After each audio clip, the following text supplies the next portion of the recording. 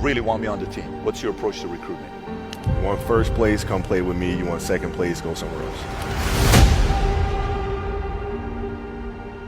Like I would watch Magic play. I'd watch Michael play.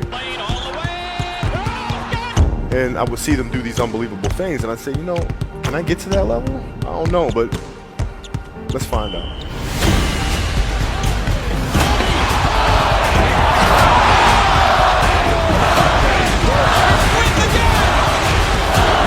That's why he's the best player in the game. Everything was done to try to learn how to become a better basketball player. Everything. And so when you have that point of view, then literally the world becomes your library to help you to become better at your craft. So because you know what you want, the world's giving you exactly the information 100%, to become better at it. because you know what you're looking for. So many guys tell stories about your work ethic. Yeah. What was really your work ethic like, and for how long did you stay disciplined? Well, I mean, every day. I mean, since for 20 years, it was an everyday process and trying to figure out strengths and weaknesses. For example, jumping ability. Man, my vertical was a 40, it wasn't a 46 or a 45. My hands are big, but they're not massive. Right? So you got to figure out ways to strengthen them so your hands are strong enough to be able to palm a ball and do the things that you need to do. Quickness, I was quick, but not insanely quick. I was fast, but not ridiculously fast. Right? So I had to rely on skill a lot more. I had to rely on angles a lot more. I had to study the game a lot more. And but I enjoyed it though. So like from the time I can remember when I started watching the game, I studied the game, and it just never changed. It's a good separation for me, emotionally, to be able to put myself in a place where at practice or when I'm training or during games, I switch my mind to something else. I switch my mode into something else, right? For me, it's the equivalent of Maximus Decimus Meridius and Gladiator picking up the dirt, smelling the dirt, it's go time. Right? So that was my mental switch. It was like an actor getting ready for a film. You gotta put yourself in that cage. When you're in that cage, you are that character. And when you leave there, it's something completely different. But when I'm in that cage, bro, don't touch me, don't talk to me. Just leave me alone. How did you get mentally and emotionally so strong where it doesn't bother you? Well, you got to look at the reality of the situation. Like for me, it's not, you kind of got to get over yourself. It's not about you, man. Like, okay, you feel embarrassed. You're not that important. Like, get over yourself. That's where you go. Get over yourself, right? Like you're worried about how people may perceive you, and like you're walking around and it's embarrassing because you shot 5 air balls. Get over yourself, right? And then after that, it's okay, well, why did those air balls happen? Got it. High school, year before, we played 35 games, max, right? Week in between, spaced out, plenty of time to rest. In the NBA, it's back to back to back to back to back to back to back. I didn't have the legs. So you look at the shot, every shot was online. Every shot was online, but every shot was short.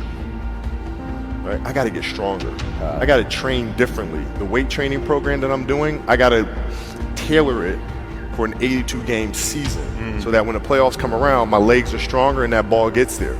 So I look at it with rationale and say, okay, well, the reason why I shot air balls is because my legs aren't there. I go, well, next year they'll be there.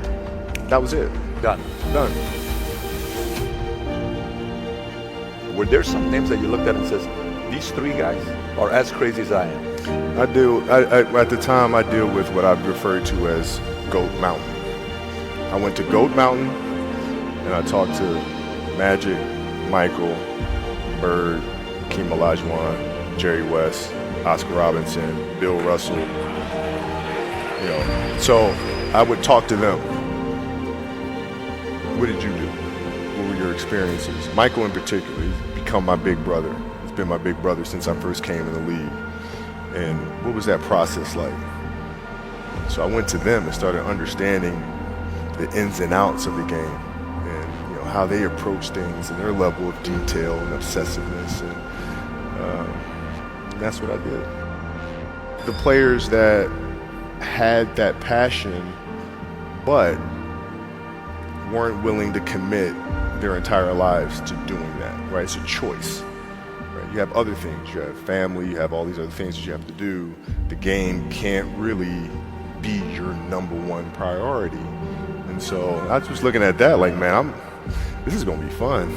If I'm buddies with you from high school, if I'm a cousin of yours, what happened to our relationship? How did that gravitate when you went into the league and you're determined to become the greatest, or you're determined to become one of the greatest? What happens to our relationship? Well, it suffers. It does suffer. Oh, yeah. Okay. Yeah. And you understood that. You were okay with that. Well, yeah. And the people that love you, like friends and family, like they know that about you. Got it. So they let you be you. And when you reconvene, you pick back up where you left off. But make no mistake about it, everything in between is lost, right? So those long-term relationships, the commitment of time of, taking vacation. Like I see a lot of players take vacations with other players that are close friends, and we'll just take vacations just to take vacations, or just hang out just to hang out. Like I never did that. Why not though? Why didn't you do that? Well, because when I retire, I didn't want to have to say, I wish I would have done more. I don't want that. I don't want that. You got a lot of people paying their hard-earned money to come watch you perform. It's your job to be in shape. It's your job to be strong enough to perform at that level every single night. And as a competitor, I'm not ducking shit. Like, it's not, oh my God, my back hurts, I'm sore, we got to play Vince Carter and Toronto Raptors tonight. We actually had this happen. We had a game against Toronto in 2000, and Vince was tearing the league up. My back was jacked. But like the perception of that, like what? Kobe's missing the game against Toronto, Vince Carter, because my back was really spasming. But people will be like, what? Oh, he's ducking Vince. Excuse me? No, I don't think so. So I would be in the layup line like, okay, there's a lot of days where you can rest and recover. Today ain't one of them. Your back can bother you any other day. That ain't bothering me today. He gonna have to see me today. Yeah. Oh man. Yeah.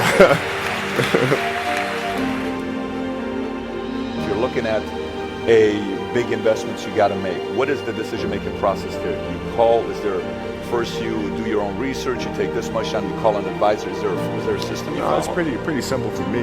It's do you understand the business? Is it a business that you can help in some form or fashion? What are the barriers of entry to that business? And then the entrepreneurs themselves, the company itself, right? Do they have a culture that you believe is sustainable? Are these leaders people that you believe in? Are they people that are obsessives? And in turn, have they created a culture of obsessiveness?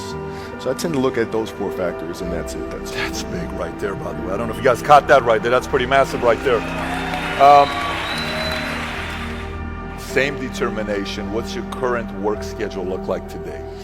It's different because I personally am not writing every word of the novels. I am not animating the films. What I have to do now is make sure that the people that we bring in, these obsessives that we bring in, are challenging themselves to do the best job that they think they can do. That's what I'm there for, is for them to constantly look in the mirror and self-assess and challenge themselves. If we have a project and you're saying, okay, I can do that, that's not the project we want. The projects that say, I don't know if I can animate that. I don't know how to write that story.